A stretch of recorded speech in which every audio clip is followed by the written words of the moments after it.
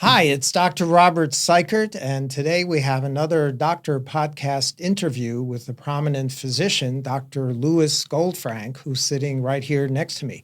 Dr. Goldfrank was the chairman of the Department of Emergency Medicine at the NYU Langone Medical Center and the NYU Langone School of Medicine for 40 years, and also the director of the Emergency Medicine Department at Bellevue Hospital in New York City.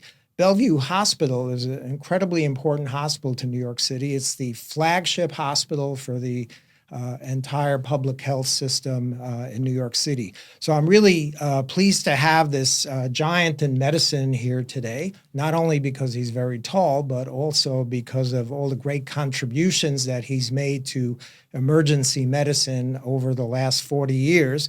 And he still continues to teach residents and fellows in emergency medicine.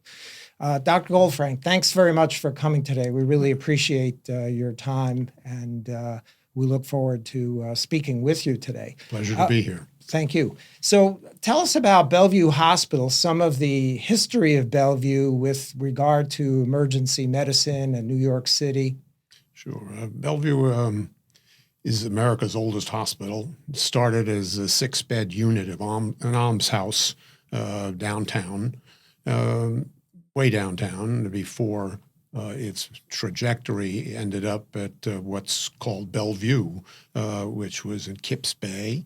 The hospital initially grew in the face of all sorts of new diseases, yellow fever, unknown diseases downtown and moved to really become a creative force in the city. It had the first ambulance system when Dalton left his work as the Lincoln's commander responsible for health services of the Potomac, when a unit was developed at Bellevue for children, for psychiatric patients, all of these firsts in America. So we're going back about 200 years. Yeah, 1736, the whole thing started, and really lots of action began to develop in the certainly at the later part of the 18th century and the 19th century. There was a revolution going on of all sorts of ideas of firsts, and the hospital began to grow enormously once it started to make this area near Kips Bay.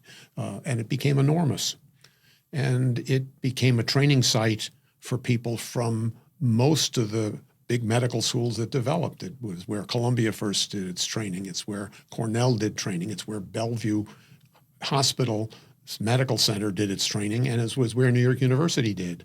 And Columbia's done it for almost a couple of hundred years, NYU for more than 150 years. Bellevue's been there, and it's everybody seems to know some story about Bellevue. Right. And the stories probably are, every child had said, my mother said that if I didn't behave, I was going to be brought to Bellevue. So it had a big psychiatric service there, and everybody was worried about that. Right. On the other hand, it's where those people who didn't know where to go and couldn't go anywhere, didn't have the resources, they knew they had to get somewhere for help, knew there was a safe harbor. Even in those days where not many people were paying for their health care, it was known that you had to go to Bellevue to get the best answer. It was the first in all of these areas, and real commitment to the changing the way people could live.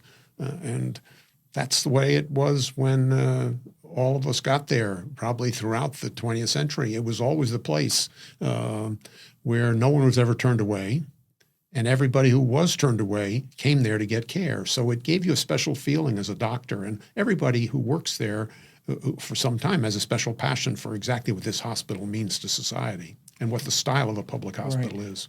You mentioned Kips Bay. That's the Midtown East Side in New York City, Manhattan. When did Bellevue move there to that location? Moved there in the early 1800s. It was a farm then at that point, and that was the Bellevue looking over the East River and this farm. And they built up this enormous number of buildings. There were many buildings. Some people said there were A to Z, and there were double A and B, and host of different things for different reasons of different kinds of health function. As they differentiated the almshouse concept, there were things being done that were revolutionary in the improvement of care and development. So I didn't know that Bellevue served as the origins for many current medical centers. NYU, you mentioned Cornell, Yes. Columbia. They eventually split off and developed their own medical centers in other parts of Manhattan. That's correct. What happened was that it said was before my time, certainly, but up until even the 60s, there were rotations of admissions to the hospital, and they would go, the Columbia was on one floor, and the next floor was Cornell, the next floor was Bellevue's effort, and then there was NYU. And so this was a rotation of all of these people rotating through with different faculty supervising more or less sometimes. So it was an enormous passing for almost every young doctor in America who was in New York. Boston City Hospital was like that too. Harvard, Tufts, Boston University all rotated through Boston City Hospital. So these city hospitals were where people could learn and understand the most complex of problems and do care for people who had no resources. That's interesting. One of the previous chairmen of ophthalmology at NYU and Bellevue was Dr. Brynan, and he always used to refer to it as Mother Bellevue. And I see why he called it that, because it did lead to many other medical centers. That's very interesting. Where did you do your training, and what kind of training did you do? What kind of residency? So I was unsure what I wanted to do. And I first, in an internship, I did 6 months of pediatrics, 6 months of medicine. I couldn't decide.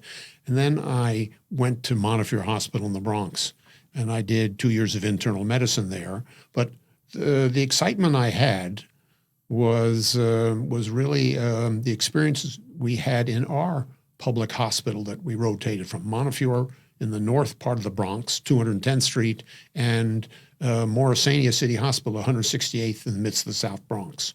So everybody, the faculty rotated, some of the nurses rotated between the two hospitals, and all of the residents rotated, and many of the students went. So I started, say, in my third year of residency training, the second year resident, I was the chief resident, and I said, I really want to be in the South Bronx and do my time there. I'd like to start to spend my time really working in the emergency department and see if I can help. There'd never been an attending physician.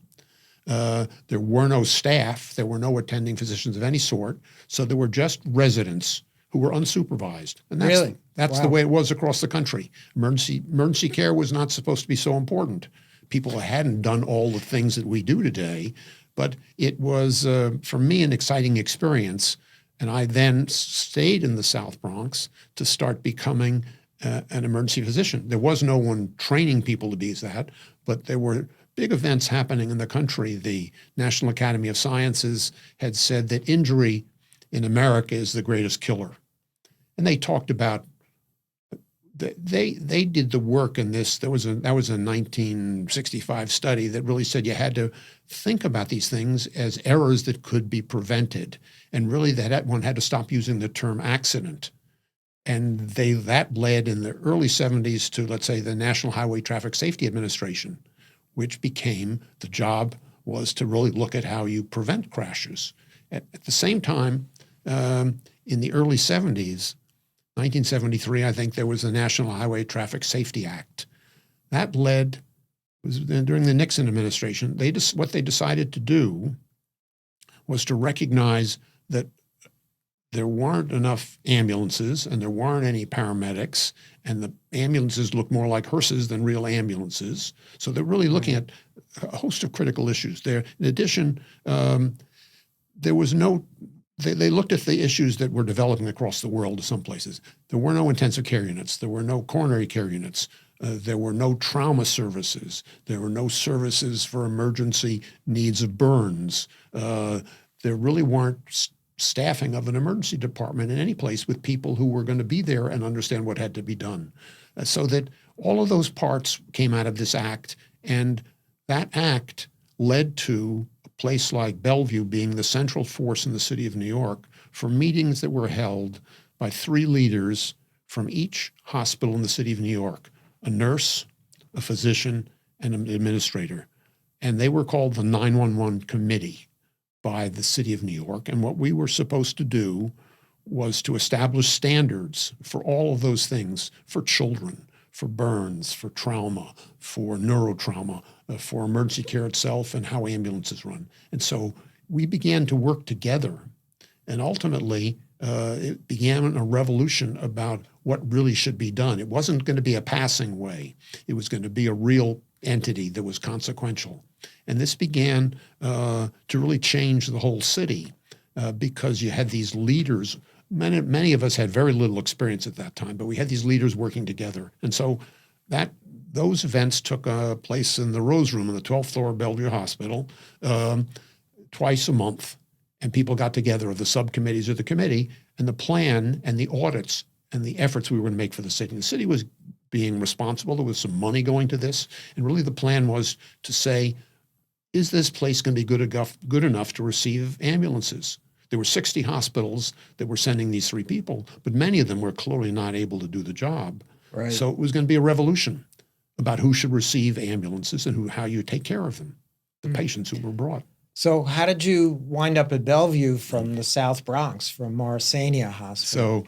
So in 1976, they closed the old Lincoln Hospital and the old Morrisania Hospital, both in the South Bronx, and they created a new hospital for Lincoln.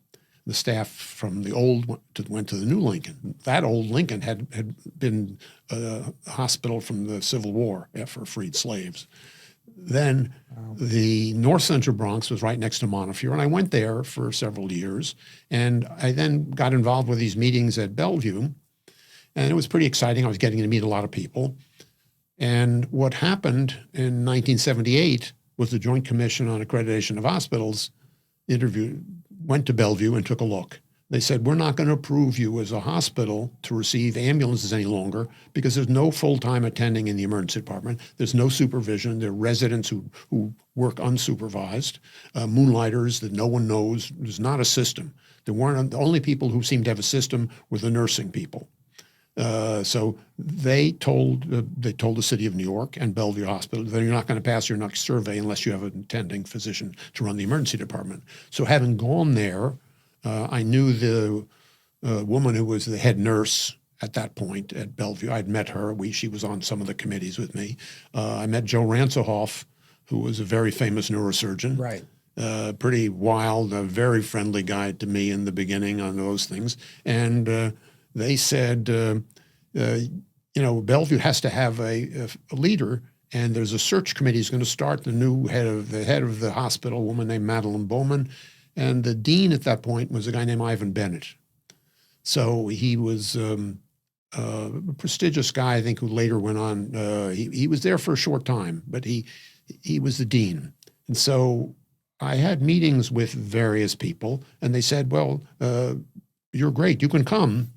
And I talked to Ivan Bennett. I met him, and I talked with him a lot. He had worked at Grady, and he loved Grady the way he said he loved Bellevue. Well, he was the dean at NYU, and he said, we really need somebody, and he said, be very supportive. We talked about methanol poisoning. He had run an effort to care for the largest methanol epidemic in I think in the United States at Grady, where they had 400 some patients, I think, so he and I talked about patients that I had seen, and we had a good time. And he said, we'll have to get you to meet the other people, but I really want to get you hired. And this was in the spring. And so I was hired. I was going to start October 1st.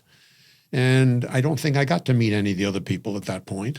I got to meet the administration at Bellevue and the affiliation administration. They never hired anybody to work at Bellevue as a doctor. And the collaboration with Bellevue and this affiliation seemed to be pretty good. I got an office in the midst of the Bellevue Emergency Department. It was, it wasn't the old I room, but it was somebody's little room there. It was a very small emergency department at that time. And it seemed very promising. And then by the time I arrived on October 1st, Ivan Bennett had moved rapidly to become acting president of NYU downtown, the whole university. And Dr. Saul Farber became the dean. So when I came, I was really beginning to work at Bellevue, but I was accepted as a faculty member at NYU. And I was it was called a tenured professor of emergency medicine, tenured professor of internal medicine at Albert Einstein before I left. And I was an associate professor. So that was actually, many thought that was a good protective thing to have been, to have a position that should be respected and maybe not get fired immediately. So then I went to talk to the dean, and I told him my big vision for what emergency care would be. We'd improve the ambulances, get better ambulances, the system was saying. We'd make sure that we had paramedics who could do resuscitations in the field. We'd train them here. The Bellevue Hospital agreed to all of that. We would move towards the development of a residency of people who were really committed to emergency medicine. We wouldn't use all the residents that come from all the services here that just rotated through, didn't have any interest or experience, and they were wonderfully committed people, but they weren't trained in what to do when someone came in who was bleeding or someone came in who had a corneal abrasion or something. They needed help. They could work on it, but they needed help. And we didn't have any trained emergency medicine residents in America, but we had some people interested yet. They were the first residencies were developing. I said I wanted to work towards that. And I then went to meet, he said, you just meet the faculty and see what they think. So I met all the chairs. He said he was totally opposed to that, doing those things. He didn't believe in emergency medicine. At that day, they didn't have special people doing critical care, intensive care units, or coronary care units. The regular doctors did it. And he believed that his residents could do this quite well. I said, that's not, I certainly didn't believe that, and that was, we're going to work on that. And I went to see all the chairs, and all the chairs of each department they were well prepared for my visit. They said, you seem like a nice young guy, but we're not going to do that here. And so I wasn't incorporated in the academic life at the university. I went to the medical board at Bellevue, but there were many battles, and some people tried to be very helpful, but there were tremendous efforts. I needed to get faculty. I needed to convince people they were getting interim appointments of some sort, the people I could find, people who had finished internal medicine or surgery but wanted to do this, or some people who hadn't fully finished. So how do you hire people like that in a system that had never had people who were other than experts at some level? So that became a battle. And it took time to find who could be friends, but I thought I had to start somewhere. So I went to the community board. And I started to talk to people. I said, what do you think about, what are the problems? What would you like solved in the emergency department? What do you think is consequential? Who would help me understand what the community thinks I need to do to help out? I had to talk to somebody to find about something, and certainly the people who are getting care, I wanted to meet and understand them. And so I went once a month, and I told them what my plans were to develop. So we would have residents, we would train students so they'd be good at CPR. They weren't taught CPR yet. They weren't taught a host of things that had to do with the basics of resuscitation. Some people were starting. Actually, Neil Lewin was working in the emergency department on a part-time basis, and he was trying to teach people, but it wasn't part of the process. We needed to do a host of training to get all the people who participated trained up.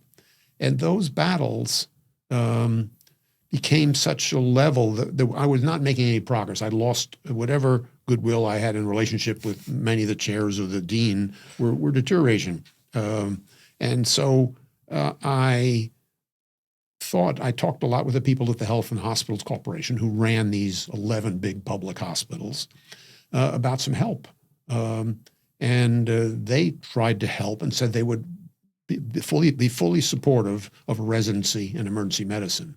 Well, the deans at NYU said it will not happen. So I would go back and tell my staff that we're in a battle. We need to make some progress on this. I'm working as hard as I can to accomplish this task, but there's a limited amount of support. So I went back to the Health and Hospital Corporation. Stanley Bresnoff was the leader at that point, and Josephine Buford, who was the head of the president of Health and Hospitals at one point. She and I were residents together at Montefiore. She understood the battle. She was very supportive of it because my belief was really that we wanted to cooperate, but we needed to improve the care. We needed people who were really going to develop long-term relationships with the nurses and the social workers and understand the patient needs coming in. So you started out as a troublemaker. They said so. And eventually you became the father of emergency medicine. It was not really a residency. I didn't realize that the people staffing emergency rooms at that time were not trained in that. It was just random doctors who rotated through the emergency room. So they might send, there was in the old style, there were probably maybe an ophthalmologist was down there to share part of the time, an intern, maybe a dermatologist, a host of people, and there wasn't much of a system. And the battle, I had to go back to the community board and tell them that I wasn't making progress. And so they were more agitated than I was. I was measured, but I needed their help. So they ended up sending a letter to the dean to say that we think for the welfare of our community, we need to have people who are trained in emergency medicine in the emergency department. And if there isn't cooperation, we don't think NYU medical students should be allowed to train at Bellevue until they had a residency in emergency medicine. So that blew the roof off the relationship. Now, that's not a battle, that's a war. That's right. Right. So that ultimately that led to an intervention, probably because of all the things we were doing for the development of emergency medicine. We were well recognized. So everybody in the city knew each other, and everybody was really supportive and helped us bridge the gap. Ultimately, the head of the health and hospitals tried to work and get us someone to cooperate. Frank Spencer helped to some extent. He was going to be responsible potentially for the residents. He was a chairman of surgery at the That's time, correct. right? And then they said, well, none of your faculty are acceptable. None of them have appointments. Well, I said they don't because no one ever gave them an appointment. They were refused. So they had said we would spend the next year to look carefully at them to see who could get an appointment. So everybody got an appointment. We waited. The Residency Review Committee for the country came to look, and they said the environment is too hostile to bring residents into the situation at this time. We need more support, and we need demonstrable support by the medical school and the hospital. The hospital was very supportive. Ultimately, we got going.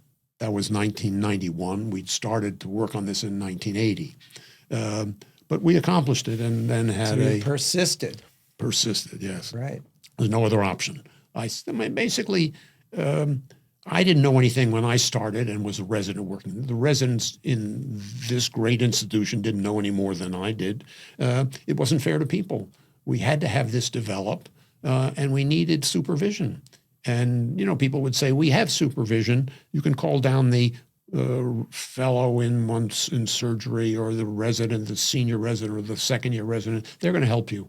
Well, that's not real help. I'm going to be trained in this field. I'm going to need faculty who also I can talk with about tough problems so that I can't debate all these problems just with a resident. It's not fair. Right. And our residents are going to know more about the general care of someone who comes in off the street and is very weak and has a tough problem than someone else who doesn't want to see that person because that person maybe doesn't smell well or is not a cooperative patient at that time. So it's a different kind of medicine that we had to be able to do. And we tried to push to enhance that understanding that the social determinants of life, we were going to see it. Maybe we can, a lot of people just need a prescription for please give this person food or please give this person a home or please find a way to deal with my substance dependency or whatever is going on. So we needed to change the way people thought in an emergency department. Well, it's fascinating history that I wasn't aware of, but it's quite interesting. So it took you about 10 years to really get going.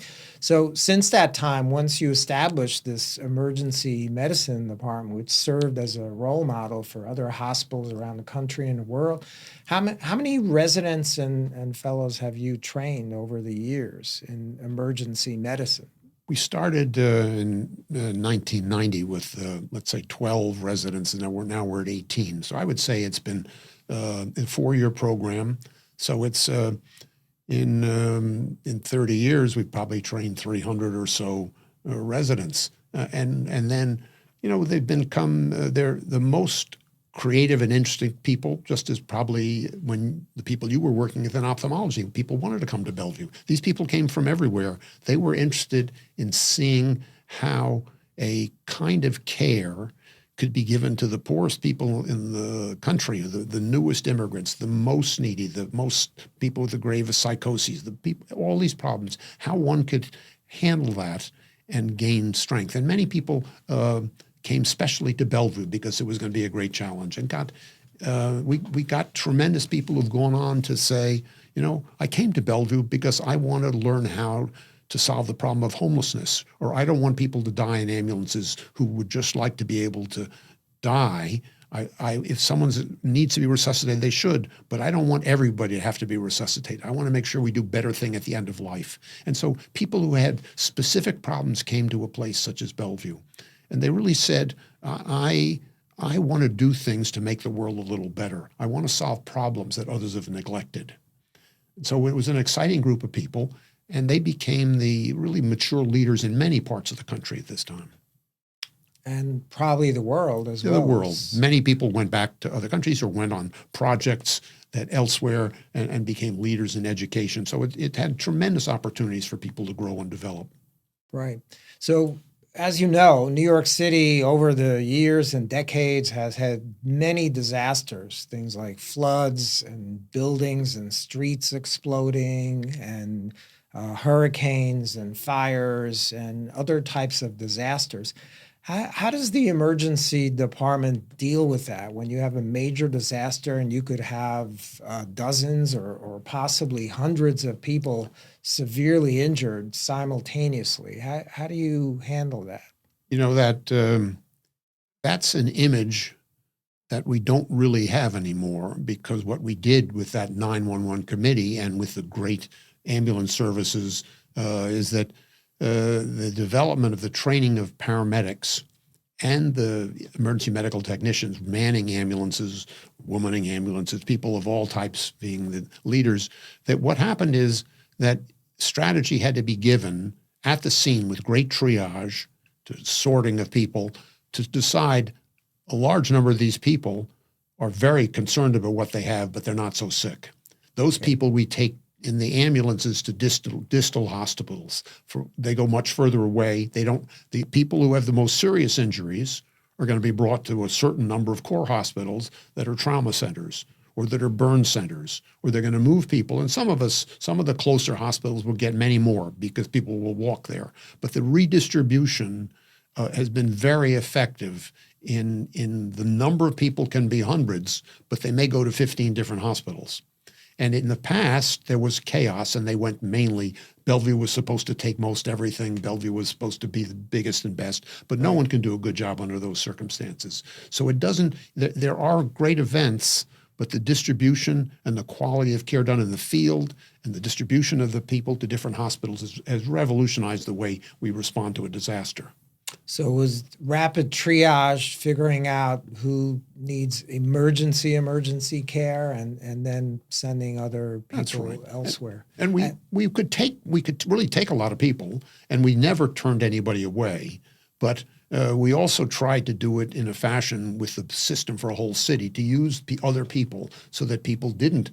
The same time that we're having that catastrophe, we're still having many others of the 300 some patients who come in every day, so that it doesn't inhibit people in most instances. Right, and those people are coming in from different parts of the world. Yes, I know when I worked at the Bellevue Eye Clinic, we saw patients from all over the world, lots of poor people who didn't have insurance, didn't have income. We saw patients from Africa, South America, Europe.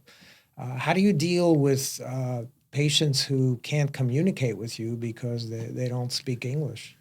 So that attracts a lot of people to Bellevue, because the city is filled with immigrants, first generation or second generation, who speak many languages, so that a lot of people come. If someone says to the child, you're not going to maintain your Cantonese unless you go to work at Bellevue. You're not going to maintain your Mandarin unless you do something like that. Your Bengali, you're going to you'd be a good doctor there. That makes a big difference. You can communicate and you can help.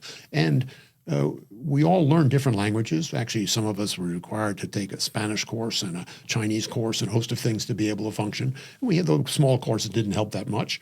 But when I first came, there was a long list on the wall of all the restaurants from different parts of the world. So you could talk to the waiter there who spoke Hindi to know exactly what to do. Then we said that's probably not the best idea. That's very clever. It was very clever. Good That exists. start. Yes. And certainly, there were we had to be able to speak 200 different languages or dialects to do our job. So the language line systems were developed. We have in-person translators available for the commonest languages in different parts of our hospital as well as in others. And then you have these language lines that have very, very large numbers of people to communicate. So we work on it, but and lots of staff come with special skills. They take the test and they pass the test that they're qualified to do the medicine in their particular language. But it's one of the most exciting things. When there's a revolution in West Africa, then the people are going to come to the hospital. They're going to be in distress. Their families are in trouble. They're coming. Right. They're worried. They may not be so terribly sick, but they're anxious and they're worried. They may be documented or undocumented. Everybody gets care. Everybody's got a problem. Then we have to find a way to solve it. That's interesting about how you deal with people of different countries. Another thing about Bellevue, I always hear on the news that whenever a police officer or a firefighter or a first responder gets injured, they always mention on the news they went to Bellevue for treatment. Bellevue seems to be the place where you get best care, and especially for first responders. How did you deal with sometimes there are incidents where several police officers or firefighters are severely injured and come to Bellevue simultaneously? Well, the strategy has been that probably they don't all need to come to Bellevue. And over the years, they've learned that it was historically the place to come because It was the best developed in many domains. And many of us were police surgeons so that one could help on site. And they set that up in many of the hospitals so people could go to many hospitals as opposed to just Bellevue. And I think that's really changed over the years. The responsibility, the police officers are bringing lots of patients to Bellevue. Remember, Bellevue has a large prison ward. It's getting a much larger prison ward now. It's being rebuilt so that care can stay there. We know what to do with prisoners. The prisoners come.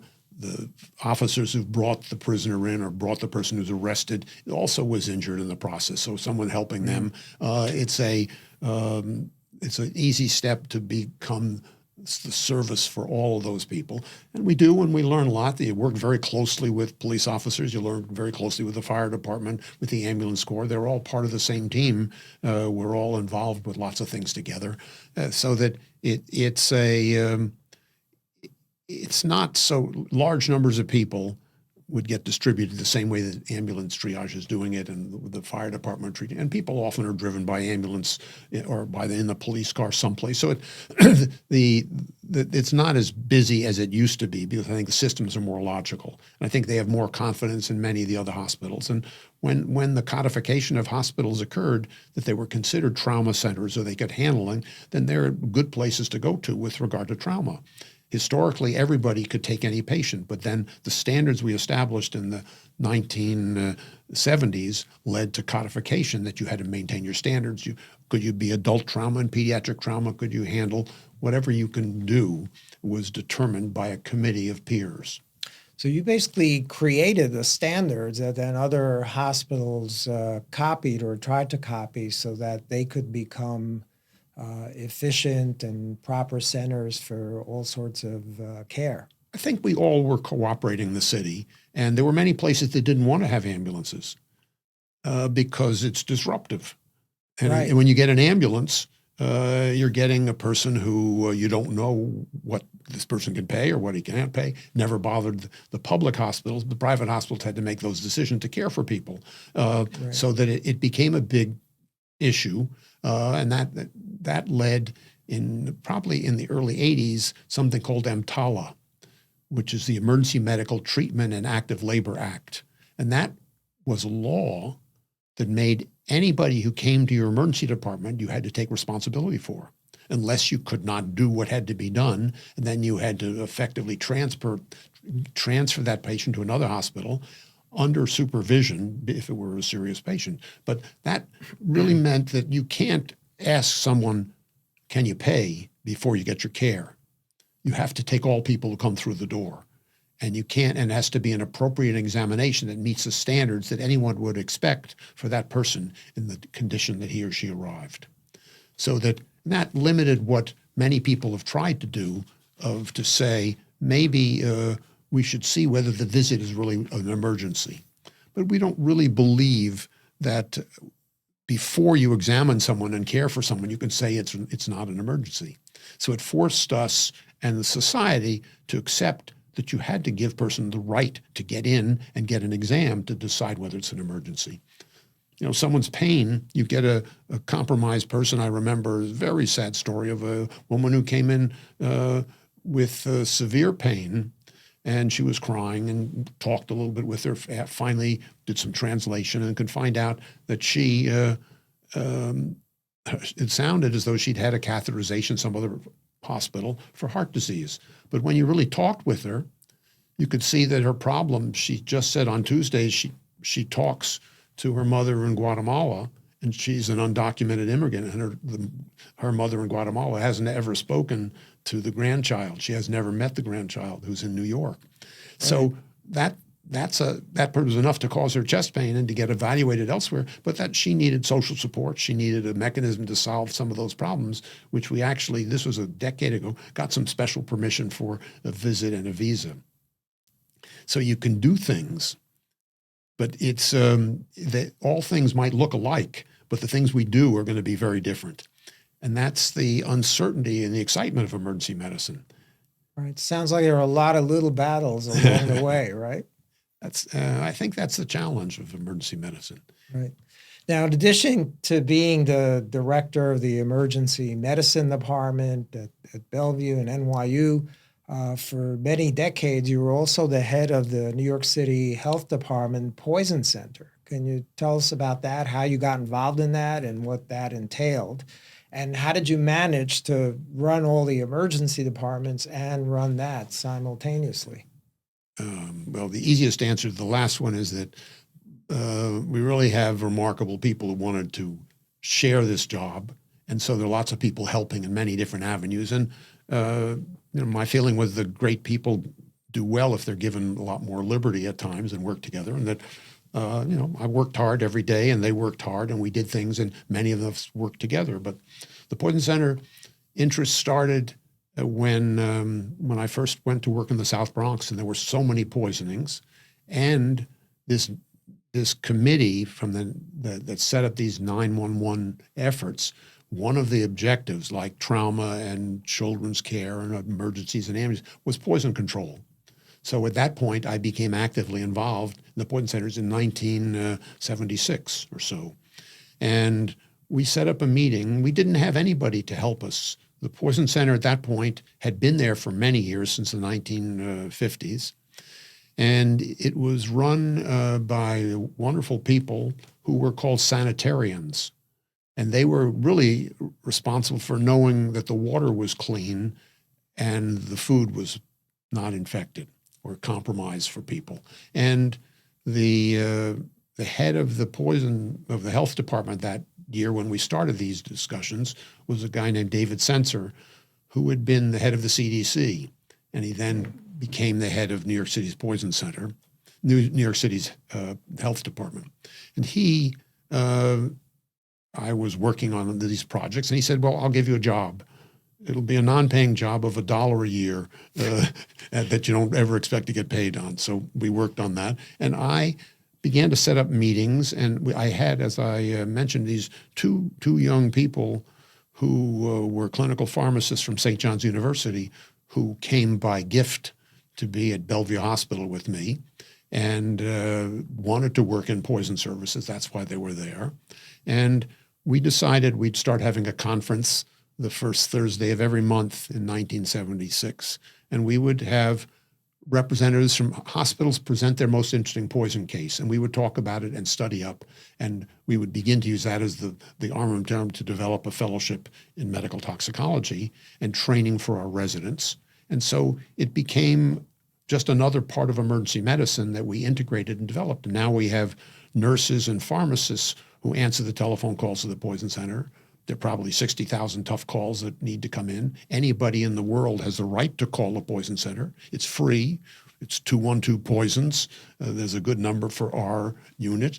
Anybody can call, and we help that. It's emergency departments, intensive care units, pediatric cases, or family members. Anybody can call and say what happened. Johnny ate a red berry, or this pesticide I brought back from Guatemala when I was visiting. I think it works very well in my house, and my child ate it. Everything imaginable, and we have the ability to go anywhere to look at what's being done by a patient in other hospitals. They ask for help. We talk with the various people, and ultimately we've trained an enormous number of toxicologists and toxicology fellows at the Poison Center who are remarkable leaders in health departments, poison centers, academic institutions, CDC, Environmental Protection Agency, because it's such a stimulating job. It's, I think the way we often tell people, it's a little bit what when Lewis Carroll wrote about the Red Queen saying to Alice, you got to believe several unbelievable things before breakfast every day. That's like going to work in Bellevue or the Poison Center in New York. You mentioned there are a lot of poisonings in the Bronx and then in the rest of New York City. What are the most common poisons that people ingest? I mentioned that this case I had that talked about with Ivan Bennett about methanol poisoning. We have ethylene glycol, antifreeze. They talk about today the opioid epidemic, but the opioid epidemic existed in the 1960s and 70s. And right. We had the good fortune to work at Einstein just when developing naloxone and becoming utilized Narcan, and we began to use it in the South Bronx. The guy at Vincent Dole was working at Rockefeller and was working extensively in Rikers Island, using methadone to treat people who were opioid dependent, and really began to show that it prevented people when they left prison to not go out on the street and use the same opioid again and die. So we were learning about methadone, about Narcan. We're learning about strategies, and it became a very great part of our work in poisoning. You had alcohol as a tremendous poison. Cocaine. We had an era with overwhelmingly agitated patients, critical injuries to the heart and the brain. So all of those things, everything might be a poison. It could be poppers. It could be something else that people try. People do a lot of experimenting. And so the calls would come to the Poison Center. The fellows would work on that. The residents would work on that. We'd talk to the people in the other hospitals. And so it really makes the kind of communication. New York used to have 60 poison centers, 25 poison centers probably. Then there were little in the back office of some emergency department. There was 25. And then in the Mario Cuomo era, it was decreased to an upstate and a downstate. Syracuse and New York are the two poison centers. And so all the calls are divided in that fashion between the two areas. And you have an organization that really feeds back to the hospitals and the doctors and the nurses who are doing these things. So it's very collaborative and altruistic, particularly that everyone has the right to call, and everybody's going to get help. And you can call in any language. We've also used the language line to do that. So, and it's 212 poisons. That's what it is. With an S at the end, poisons. Yes. That's the number. And there's several other numbers, but that's a good one. That's the main one. So that I think led to your incredible book, which is Goldfrank's Toxicological Emergencies, which is the Bible of toxicological medicine. Can you tell us about how that started and how you got involved in that while running all the emergency departments and the Poison Center? By the way, I have an older edition here, which is edition 8. It's also great for lifting weights. It's about 20 pounds. You're doing edition 12 now. Yes. Yeah, that's incredible. Can you tell us about that, how that got started and how it's evolved? Sure. When I started in emergency medicine in the South Bronx, I didn't really have any knowledge of emergency medicine. And my assignment was to give a lecture to the residents in the South Bronx who I was starting to train each month about some topic in emergencies.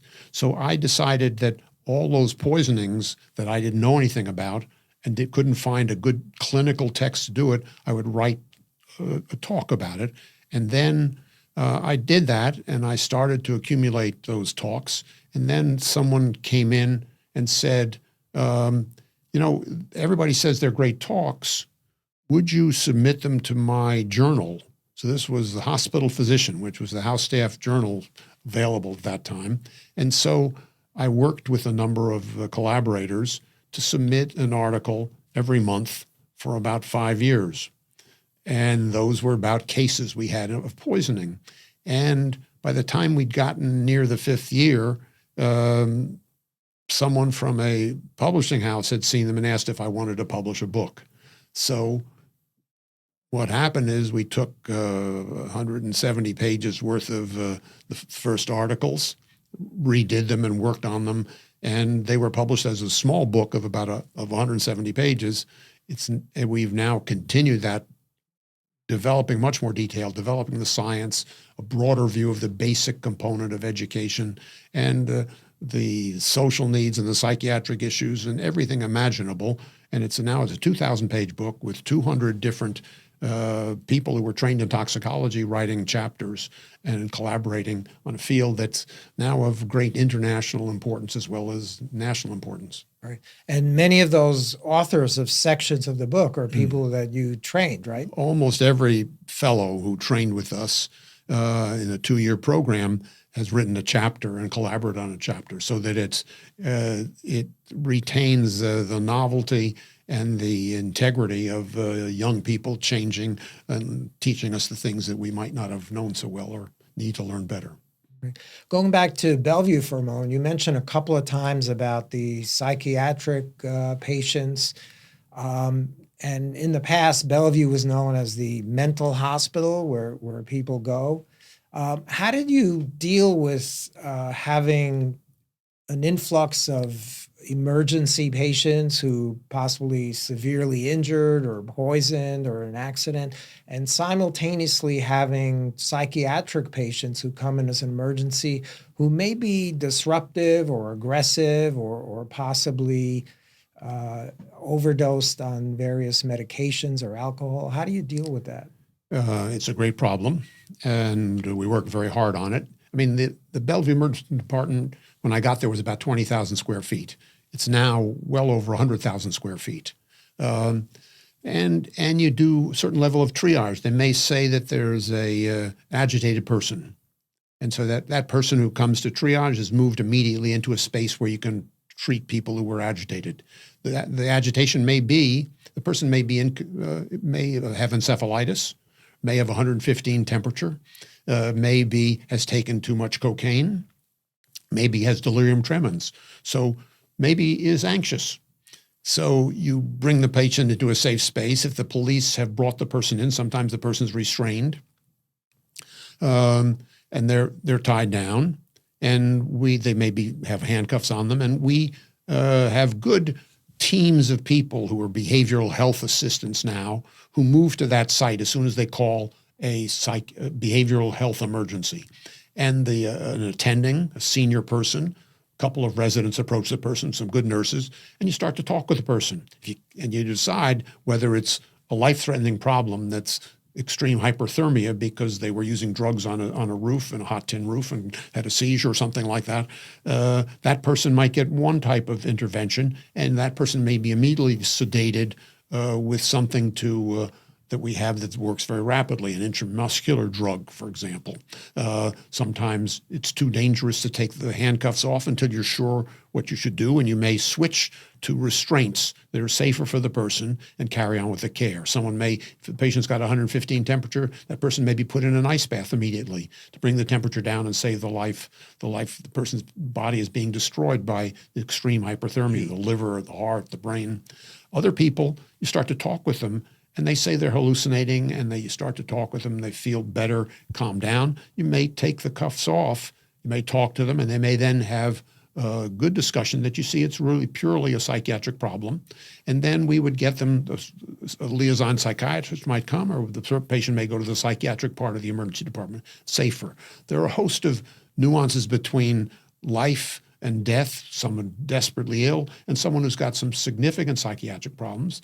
And then there are a lot of people in between who, some things, you like to say that when someone's got an altered consciousness, change in thought, that you've truly got to think about these unbelievable things. We have receptor antibodies, NMDA receptor antibodies, from people who might have an ovarian cancer that cause them to have terrible confusion and act totally strange. Someone who had been normal a few days before. Right. And so that we've only learned in the last, 5 or 10 years, but that's the kind of thing that makes you think that who knows what's happened to people, what is actually going on. There's so much knowledge that we learn. There's so many rare different things that call encephalitis, encephalitis, infection of the inflammation of the brain. It could be an immune response. It could be a bacteria, a virus, so that we don't know enough, and we always work together with the psychiatrist. We never turn someone over to the psychiatrist unless we both agree that the person has a psychological problem that they can work on. And other people may need a spinal tap. We need to know what's happening to them. They may have a bleed, hemorrhage into the brain. So we're really trying to make sure in this extreme collaboration between the people who call themselves psychiatric emergency physicians and emergency physicians to really be able to do the best possible care for people under those circumstances. Right. So you first have to figure out if it's a medical problem causing a psychiatric condition to be displayed by the patient as opposed to purely a psychological problem. That's right. And I think we always want to be sure we're thinking about the thing that might be medical that we have to work on. And we want to only turn over to the psychiatrist a problem that they can handle with collaboration of, let's say, someone who does internal medicine in the hospital. And until we can be sure about that that's not primarily a medical problem, that we take care of that person as emergency physicians, not as emergency psychiatrists. Right. You mentioned that there's a huge amount of knowledge and we're learning things all the time that we didn't know before. So you update the book how often? Every 4 years. Every 4 years. So when we finish the book, we're already starting on the next edition because things are changing. You'd think you could do it electronically, but in a book like this where there's so many chapters deal with many nuances of the same problem, the principles, the interactions that are occurring in different types of diseases, that we found it was too difficult to do just online. And so the corrections are coming in because the last year we're just correcting what we've got. You're past the stage when you can make changes. The publisher is working on it, and we're making changes at that point. And then we go over each chapter in immense detail by all the editors, the authors and the editors, to rewrite it and to make it consistent. So the same discussion about a similar problem associated with one disease and another disease and one drug and another drug are handled appropriately in the same fashion. Right. I understand the book is fairly expensive, but where do profits from this book go? We have always said that the money is to be used for the care of people who were poisoned and to improve that care. And for the money goes to the New York City Poison Center to allocate to the people who need it most. And that's often for residents to learn on something special, someone to go to work on a project that might help us in that fashion. And we've done, that money's been given continuously for the use of the Poison Center. So all the authors and editors can contribute their time? Yes, everybody's in agreement. They can feel proud that they've created a book and that, the people who need the help are getting it, and that means the residents are getting there. We want to be able to have anybody in the world call us about a problem and let us try to help. And lots of us do international work where we collaborate with poison centers across the world to do that. So it's the only way to learn what the plants do in another country, what are the things people use for pesticides. Is it too dangerous to leave in the hands of someone who might be depressed? A host of things that are essential for better public health and better health policy in our world. Right. In the last 5 or 10 years, I've seen, I'm sure you've seen as well, there's a lot of urgent care centers that have opened up. They're private emergencies. The thought was initially that people wouldn't go to the emergency rooms in hospitals or emergency departments and wouldn't clog those systems up as much because they'll be going to these urgent care facilities. How has the urgent care facility evolution affected Bellevue and other major emergency departments and hospitals? Well, as you said, the urgent care centers take people who can pay. So those are not necessarily the patients who would have necessarily gone to Bellevue. On the other hand, to private hospitals, it may decrease the number of people who go to that private hospital because some people get quick fixes in the urgent care. We only see in the emergency department people who've been to the urgent care who are very sick and are brought to us. And sometimes people go in with appendicitis, they go in, they have a fracture, they need to get help. So that there's a reasonable relationship in transferring the patients. I think after COVID, many people were developing virtual urgent care. So they could they could call a number and get a quick consultation over the phone, telephone, and a video assistance. So it's a little bit like what we do at the Poison Center. The Poison Center calls, though, are absolutely free. Everybody can call the Poison Center. There's no cost in the least. We want people to call. It's a public health gesture. The virtual urgent care centers may be a contract to pay. In some instances, I don't know precisely, but that's so. I don't think it's not been. Some places are pretty good, others it's hard to judge. You don't really see many of the patients in Bellevue. Right. My impression is the urgent care centers take care of minor issues and problems, yes. And if they find the patient who's severely ill or has a major problem, they'll send them to Bellevue or other hospital emergency departments. So it's a triage tool. That's correct. In many ways. You mentioned about COVID. How did Bellevue deal with COVID when it first started, and there were just a huge number of severely ill patients? I think everybody in the city was overwhelmed. Everybody in the world was overwhelmed, and right. I think the Bellevue Hospital had a dramatic increase in beds utilized for the care of people. The large number of intensive care beds across the hospital, just most beds became high-quality intensive care or increased the intensivity, and large numbers of these patients were transferred from other hospitals in the city. Some places were far more overwhelmed, such as places in Queens, with tremendous fatality rate in the beginning and tremendous change in how everybody functioned. It was a remarkable time for growth and development. I mean, the tragedies of being able to talk with people and try to help people understand why it's valuable to get vaccinated, what masks really were, what N95 masks would mean. So I think for young doctors and nurses, it was a phenomenal experience.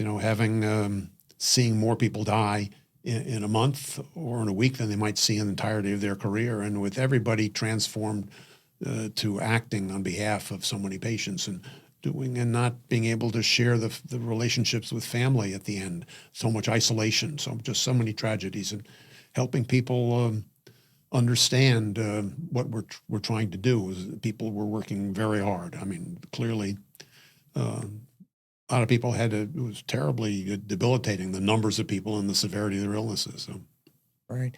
As head of the emergency department and the Poison Center and things you just mentioned, I would think it would be very stressful for you because everything is an emergency, urgent. You have a lot of sleepless nights over the past few decades because of all the emergencies and urgent issues you need to deal with? I think that doctors like to work and they like to do things that are necessary. I mean, I think it's at the beginning of my career, we fought continuously to develop the right to have people doing this work. I think we've shown over the years that, emergency medicine and medical toxicology are remarkably important areas. Not more remarkable than any other place, but the idea of how you develop new specialties. And I think people, a place like Bellevue, people come to work with the sense that if I didn't get to work today, something might not get done.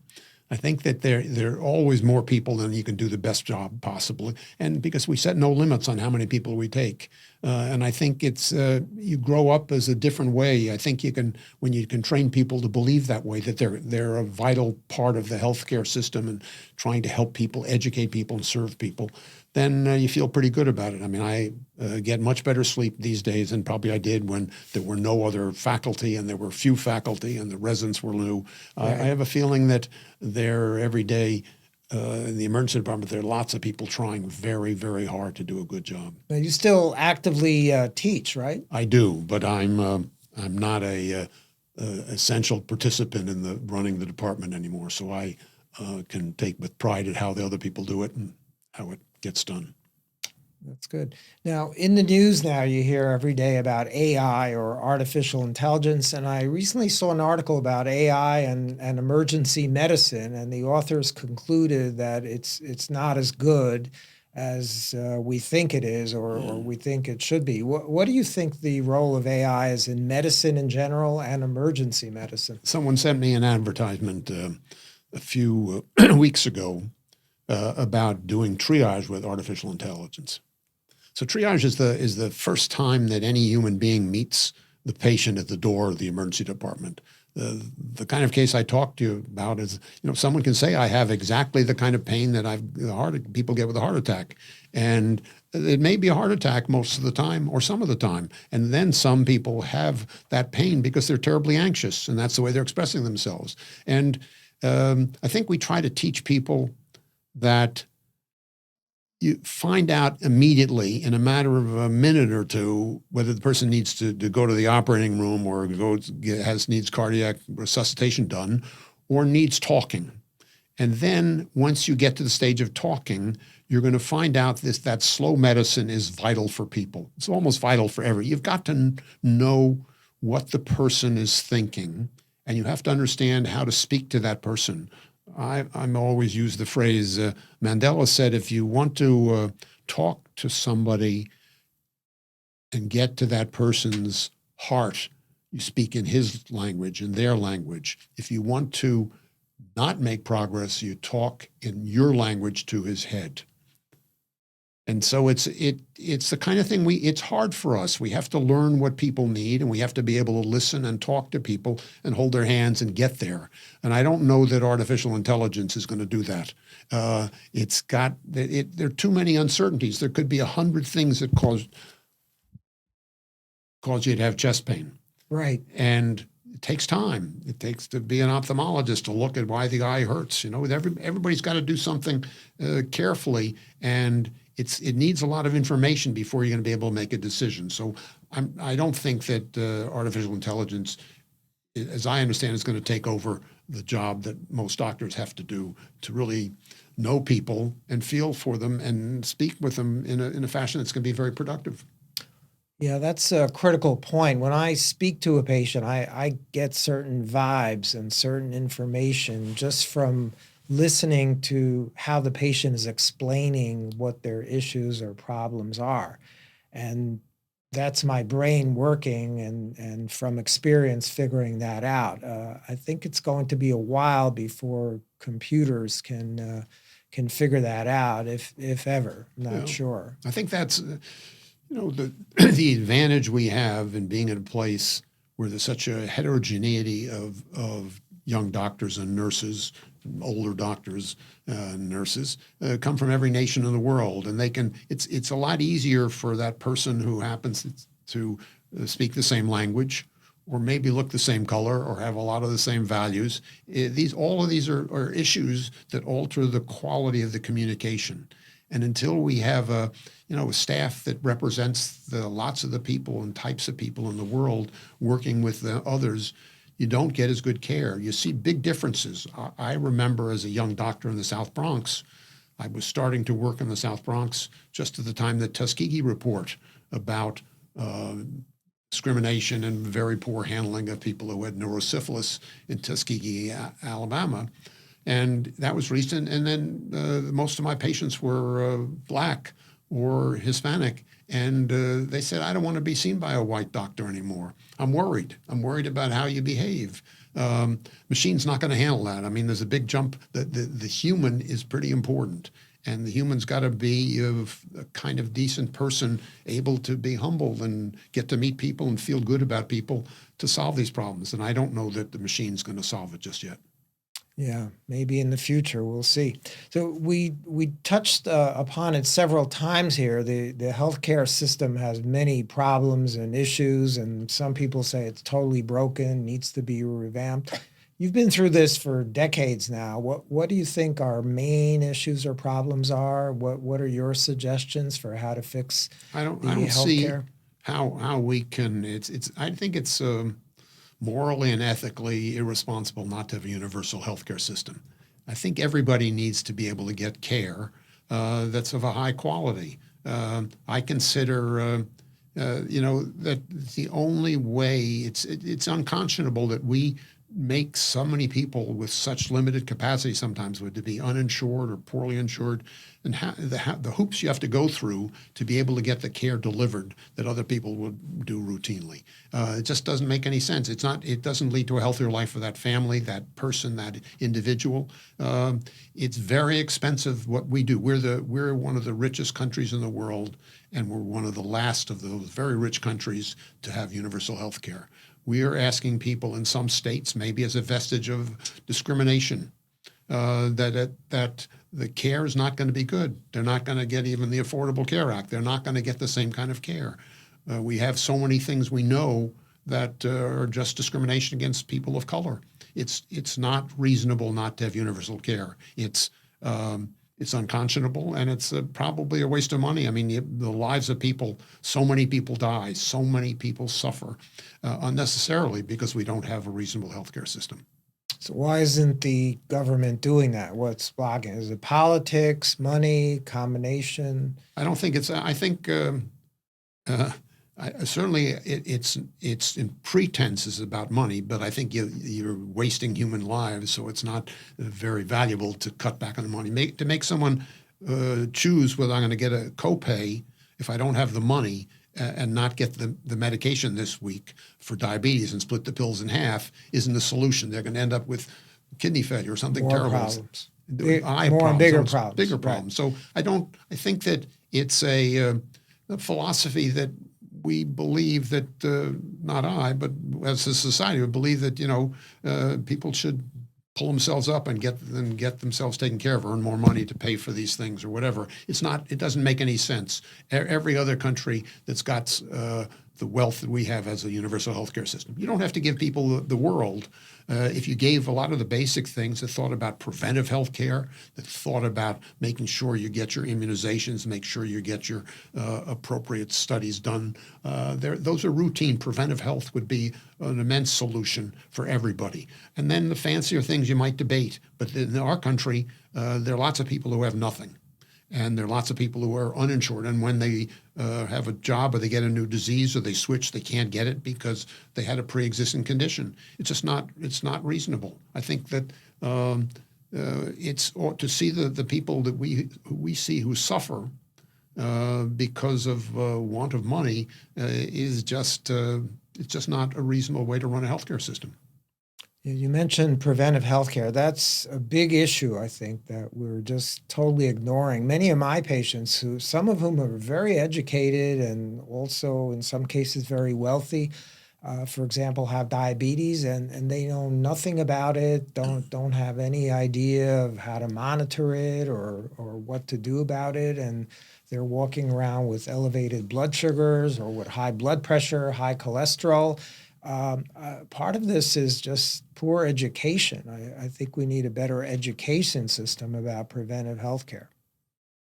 Definitely. That's the crux. I think one of the debates I had when I first started at Bellevue was that I wanted everybody who came to the emergency department who didn't have a primary doctor to go onto the outpatient department. And I wanted follow-up to be done. And we have 500,000 or 450,000 people who go to the outpatient department, but it's never enough to deal with all the people. And in many ways, that was the following year after I was hired because they needed someone to run an emergency department. They, for the first time, hired someone to be the head of the outpatient department. And, it's a matter of, we try to get people when they finish in the emergency department to go to the outpatient department, or maybe one near their home, like Gouverneur, which is a little bit further to the south in Manhattan, or all the other hospitals in the city that run outpatient departments for the very poor. And the neighborhood family care centers are remarkably good, and the access is tremendous, but the demand is phenomenal. And I think that's where our action should be. That's, to let people lose their teeth or lose their function before they get to realize the full potential for living is a disgrace. Yeah. Lots of work to be done. Yes. I'd like to thank you very much for coming today for this doctor podcast interview. It's been very interesting, enlightening, educational, and I think the audience will really enjoy watching this. Thank you very much for coming today, Dr. Goldfrank. My pleasure. Thank you. All right.